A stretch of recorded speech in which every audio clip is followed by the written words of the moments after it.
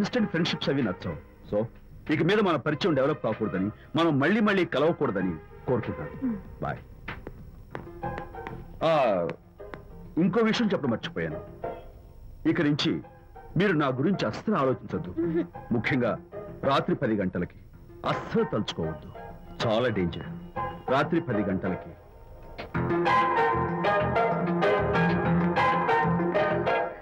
Typical guy.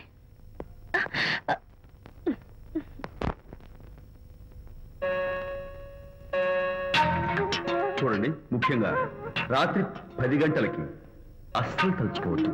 తలుచుకోను, అస్సలు తలుచుకోను.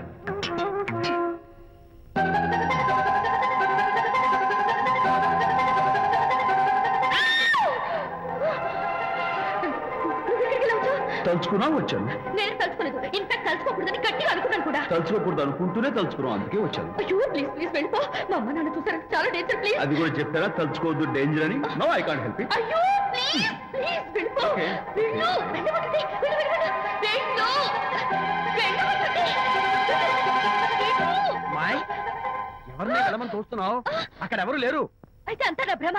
ఇలాంటి పిచ్చి పిచ్చి భ్రమలు వస్తాయనే ఆ ఇంగ్లీష్ నవల్ అవి చదవదంటాను. డాడీ, ఇవాళ నాకు ఒక young dynamic and charming fellow కనపడ్డాడు.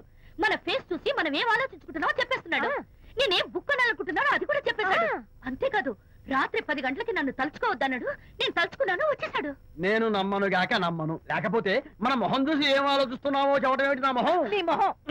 నా కూతురు చెప్పిందంటే అలాంటి వాడు ఉండే ఉంటాడు. నువ్వు వెళ్ళి పడుకోమ్మా. భర్త మాట గడ్డం